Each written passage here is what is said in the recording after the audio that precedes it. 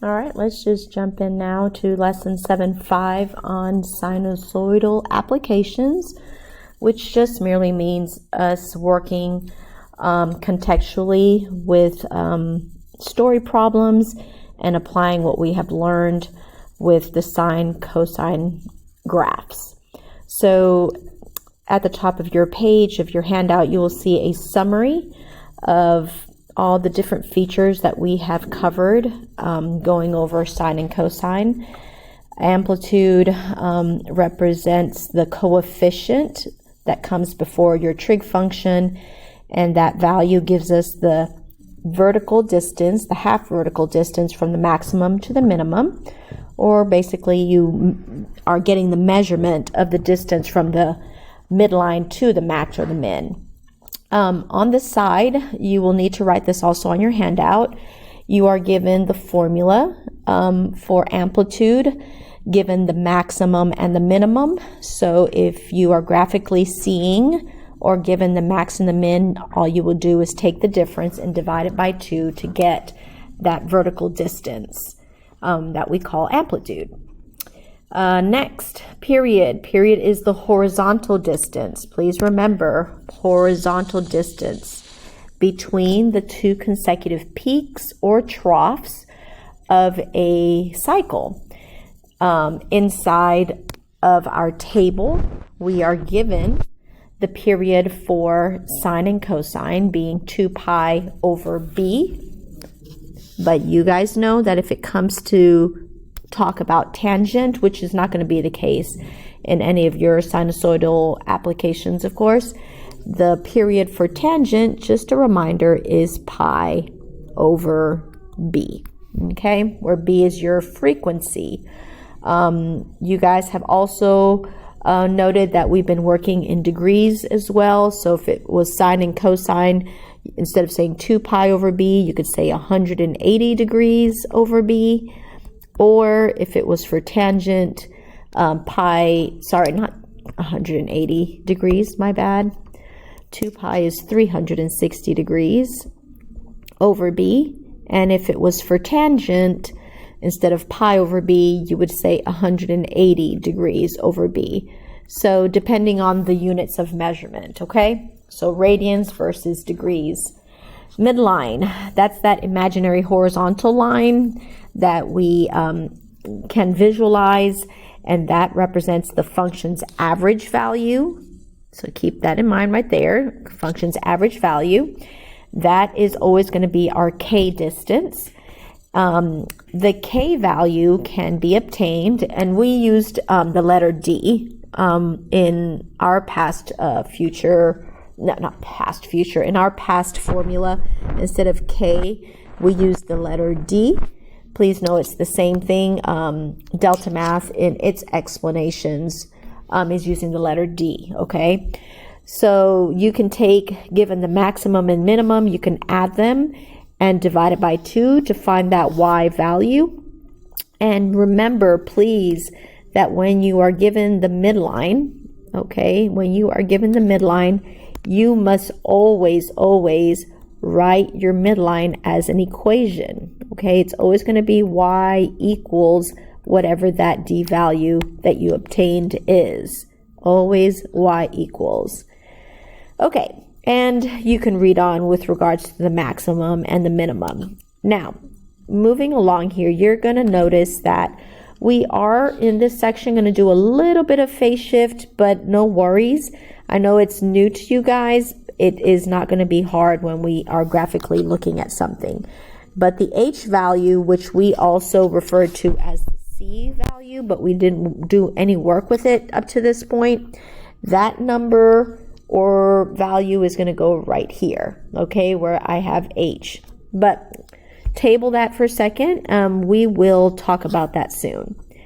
So let's start off here with interpreting trig graphs in context. So you have actually done problems like this before in a previous homework, so this should be a review. So they're going to give us a application problem, and in the context of whatever is being described, they're also going to provide a graph, okay? So this one is focusing on the fact that graphs are going to be provided. Can you read it?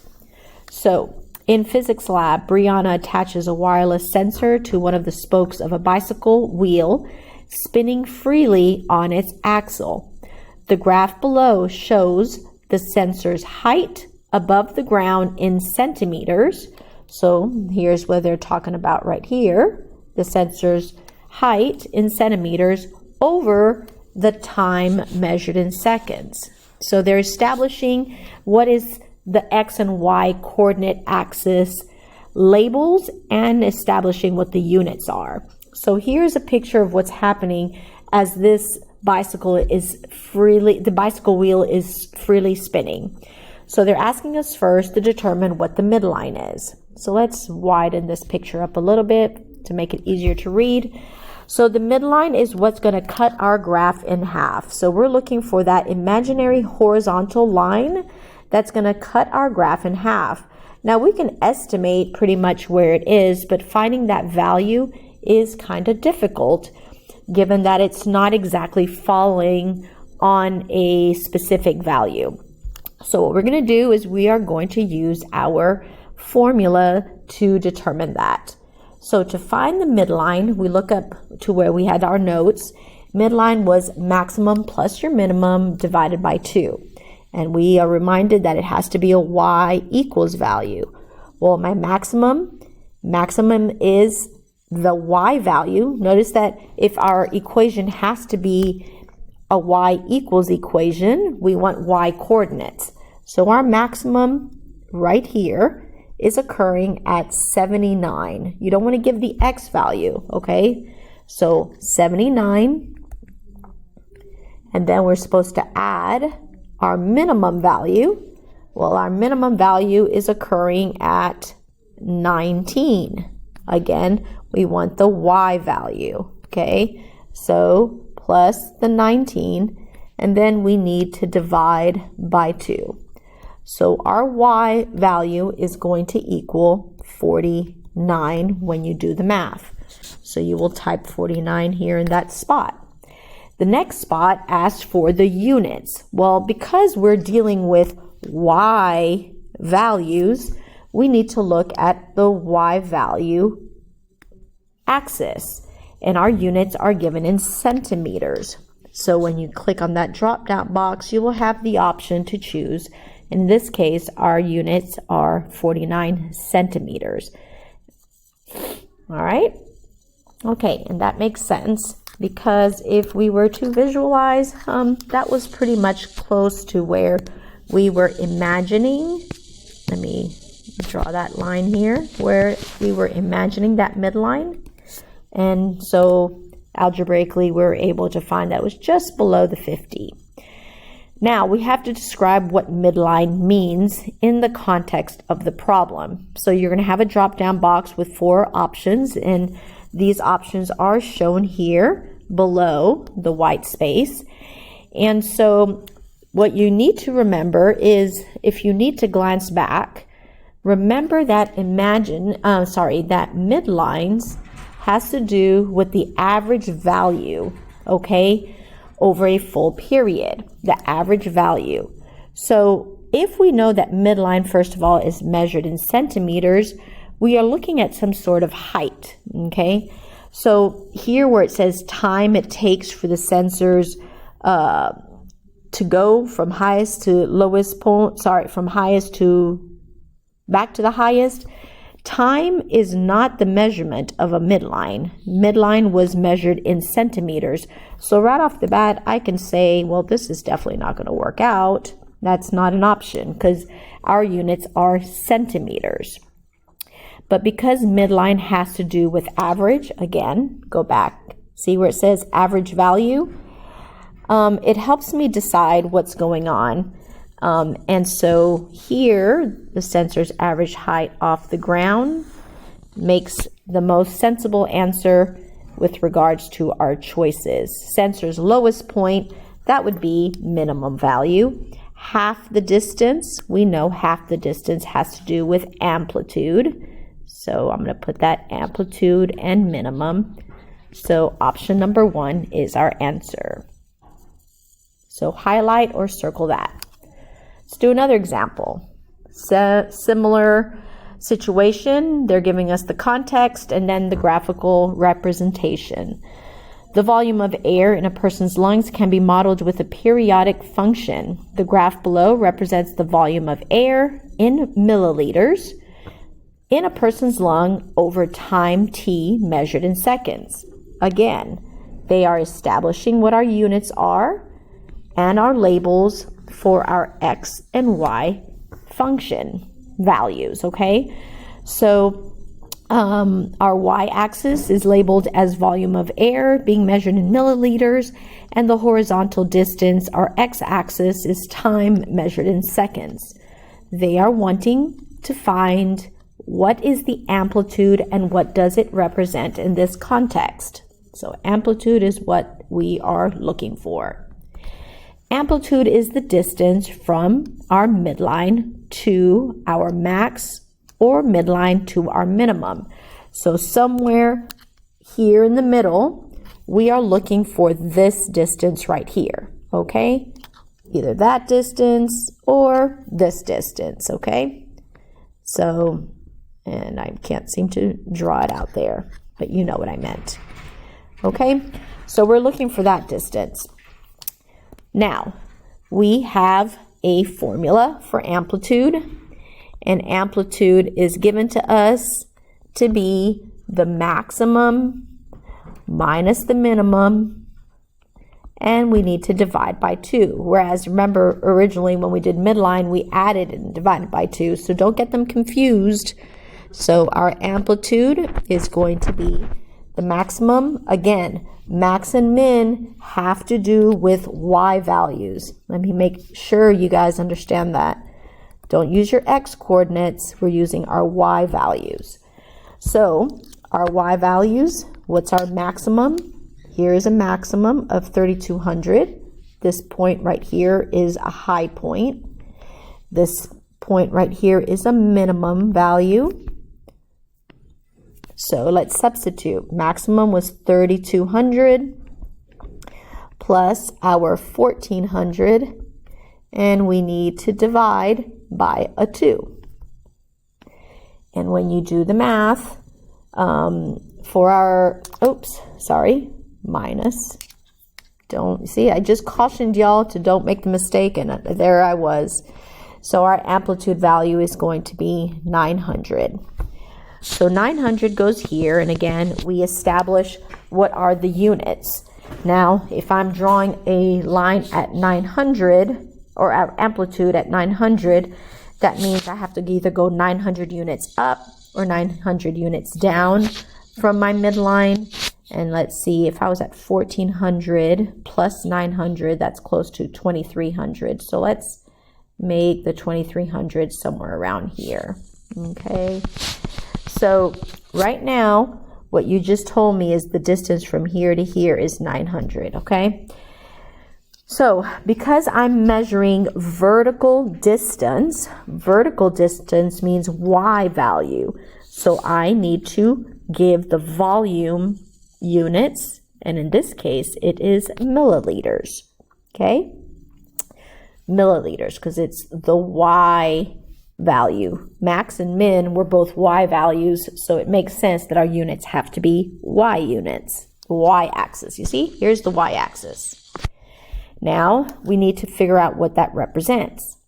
Now, again, going back to our summary, amplitude, if you keep forgetting, you can always look back, is the vertical, halfway vertical distance, right? From maximum to minimum. So we're going to look at our options. And right off the bat, you can see option number 1 is half the distance from max and min. And that's just pretty much the definition of our amplitude values. So we're done. But just to, wow, that did not come out the way it's supposed to be. So average air of volume, well, we know that is going to be midline. We know that how long it takes. Well, if you just think about the word how long, isn't that measurement of time? We don't want measurement of time. We already established that our measurement was milliliters, so that takes away right off the bat. Okay, and we definitely do not want just the difference, because on this one it says the difference between max and min. It's saying subtract, but it doesn't say anything about dividing by 2. And we know up here we established that the formula for amplitude is max minus the min divided by 2. They did not tell us to half the difference. So this part here is what convinces us that option number 1 in our answer drop down choices is the one. Okay, we continue now.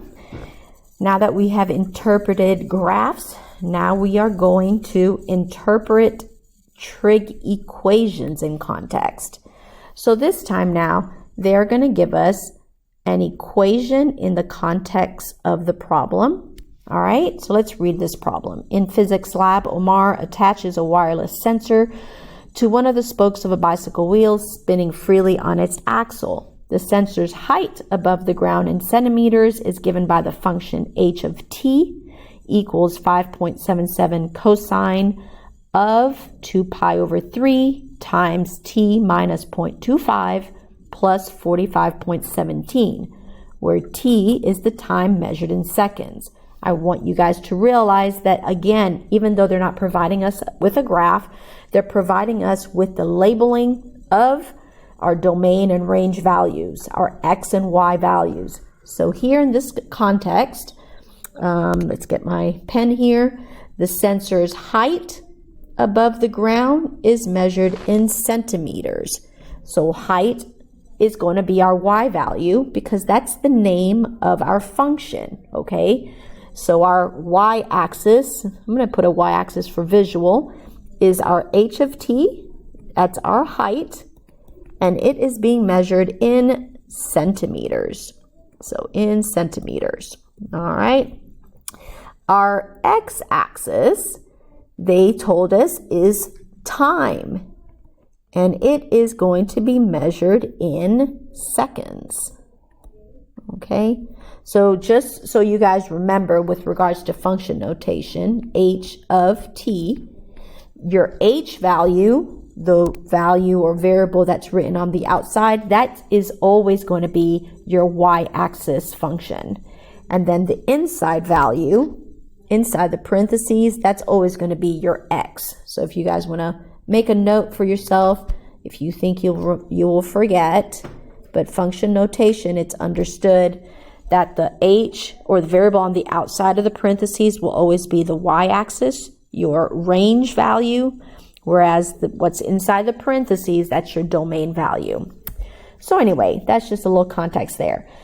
What is the midline and what does it represent? So what you have to remember is that given any equation, whether it's sine or cosine, our particular problem was cosine. So let's write this down. A cosine B x minus c plus d, okay?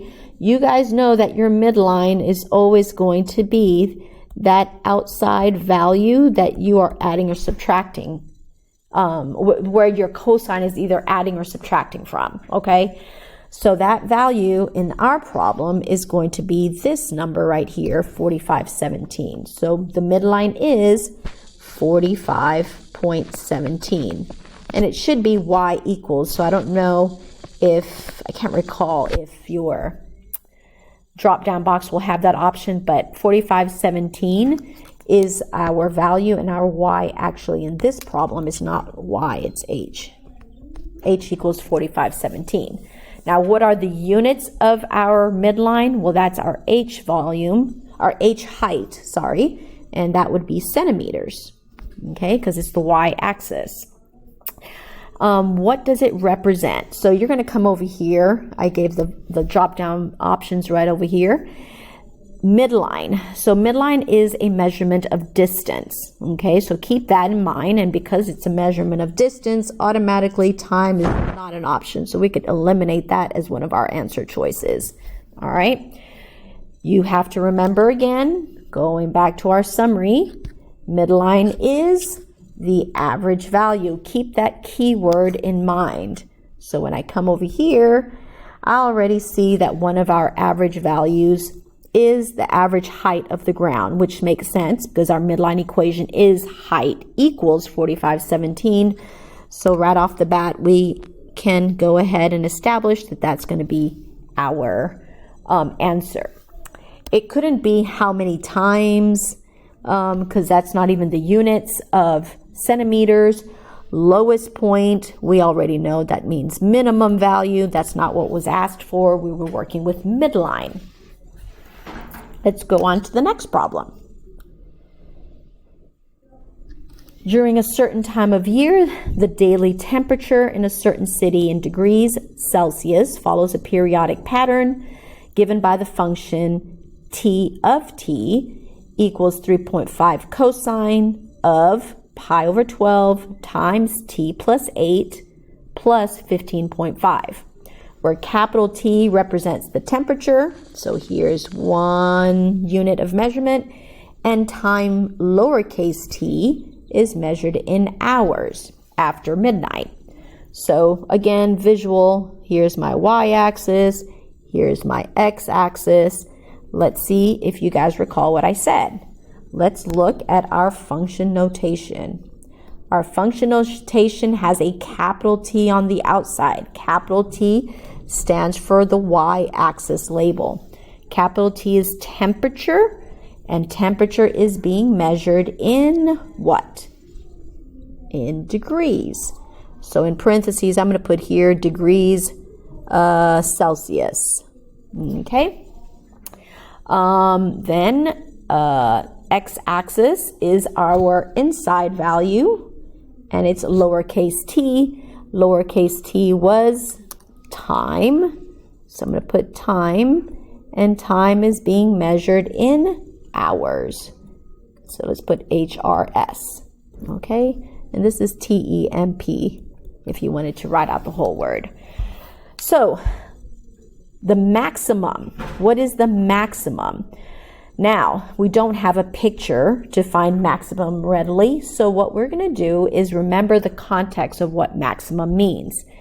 Maximum is going to be above the midline. So if we already know what the midline is, and we know what the amplitude is, we should be able to find the maximum, right? So, giving you a little picture here, I don't know, let's say your picture was like this, right? If you knew what this midline was, and you're looking for that maximum value, all you had to do is take the midline, whatever that is, D, and add the amplitude to get the max value. Okay, so maximum is going to always be your midline plus, I guess I should write the whole word, midline plus your amplitude. Okay, well, my midline is the D value. My D value is 15.5 right over here. So 15.5 plus my amplitude value is always going to be the coefficient of my trig function. So that's 3.5. So my max value is 19. Max is also a vertical distance, right? And so since it's vertical distance, I know that I have to use the y-axis as my units of measurement. What does that mean? Well, look at our options. Is it the day's high temperature, the difference between the day's low and average temperatures, the day's average temperatures, how long it takes? Well, there's that how long it takes again. We're measuring in degrees Celsius, so we know it's not going to be how long it takes, right? What does maximum mean? Well, we know what it means visually. Maximum is the greatest y value, right? So let's come over here, back to our options. Well, the greatest y value, that sounds like the day's highest temperature. Okay, so there can be a good answer. The difference, that's subtraction. We didn't do anything with subtraction. We know already that whenever we see the word average, that's going to be midline, and that was not what we were being asked to deal with. We were dealing with maximum. Okay. All right, moving to our last problem, writing trig functions from context. So let's go ahead and write out first the standard equation. Y equals A, cosine or sine, I'm going to use cosine, open parentheses, B, open parentheses, x minus c, or h, doesn't matter, plus d or k. So know that they were using in DeltaMath, they used an h here and a k here. Means the same thing, okay? Don't worry about the letters. Those are placeholders. Okay, so we need to come up with an equation. So they're going to give us the context and the graph. During a certain time of year, the daily temperatures in a certain city in degrees Fahrenheit follows a periodic pattern. So here they've given us the y-axis. The graph below shows the temperature over 2 days where time is measured in hours. There's our x values. They want us to write an equation in terms of y where temperature is in degrees Fahrenheit and t is in time is in hours to represent the given context. Okay? So here we go. We are going to establish, and they said in terms of y, okay? So we're going to write y, let me go a little higher here.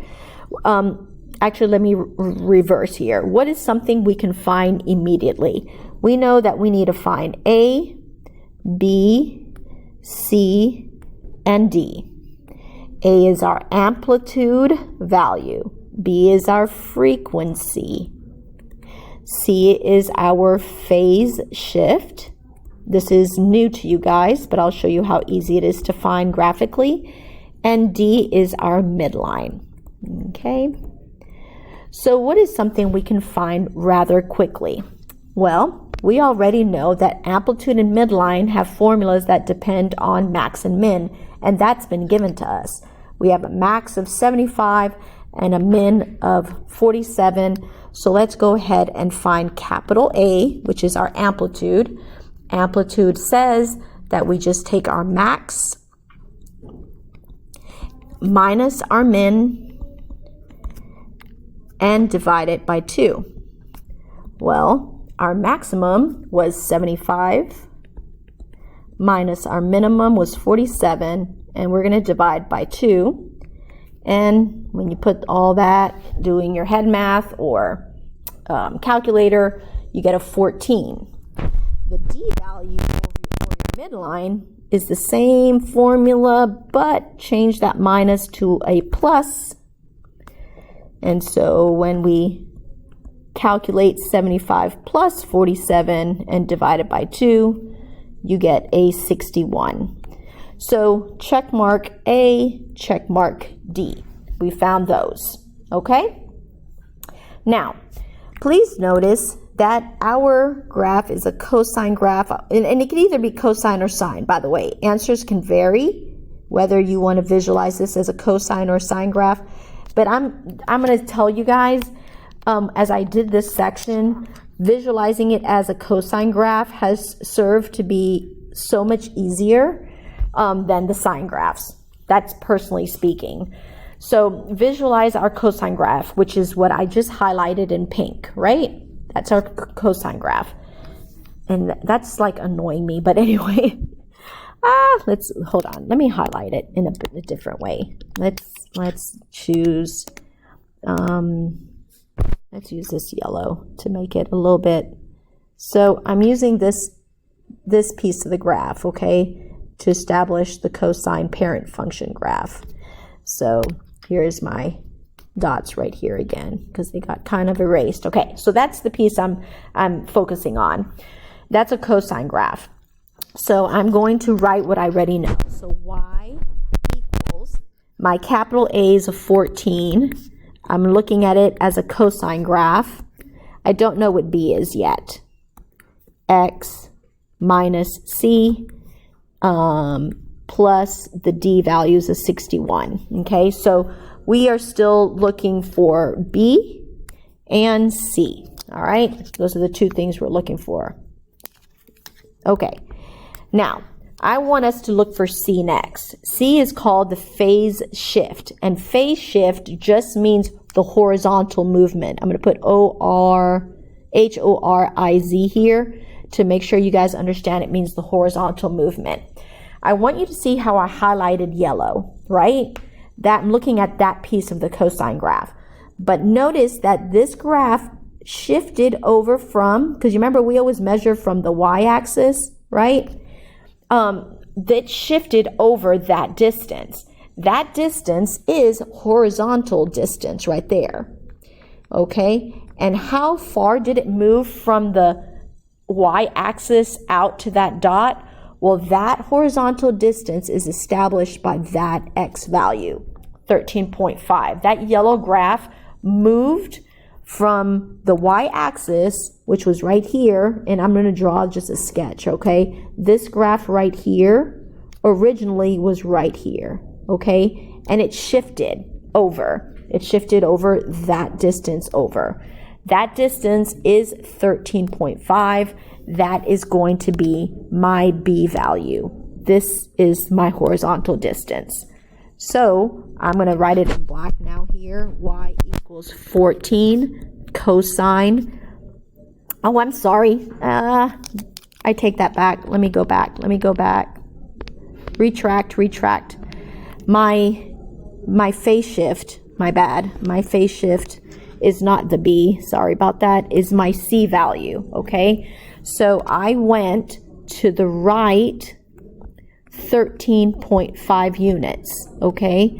So when you write your equation, y equals 14 cosine, we'll come back to the b, x, since I went right 13.5, I'm going to put minus 13.5.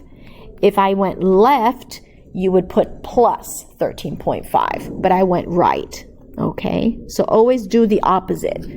Let me see, I'm going to write here, do opposite. And I think most of your problems in DeltaMath, the shift is going to be right, so don't worry about it. Most of your problems should be minus whatever that horizontal distance is. Okay, so all we have left is to find B, and you guys have done this before. So remember, to find B, the formula is period equals 2 pi over capital B, okay? Our period is the distance for one complete cycle.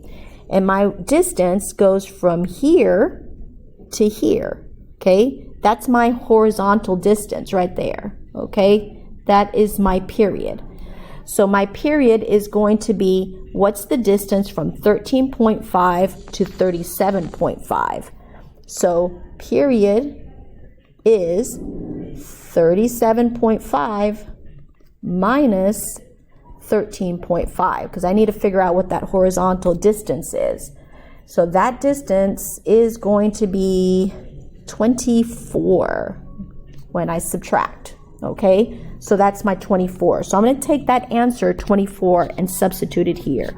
24 equals 2 pi over b. And I need to solve for b. So I'm going to put 24 over 1 so I can have that proportion so that I can cross multiply. So b is going to equal 1 times 2 pi is 2 pi over 24. Well, 2 pi over 24 reduces to pi, 1 pi over 12. So I have found my b. So I'm going to come over here and substitute. My b is pi over 12 x minus the phase shift plus 61. And you would type all of that in, and that would be your final answer. Thank you so much for watching, and I wish you luck on your homework.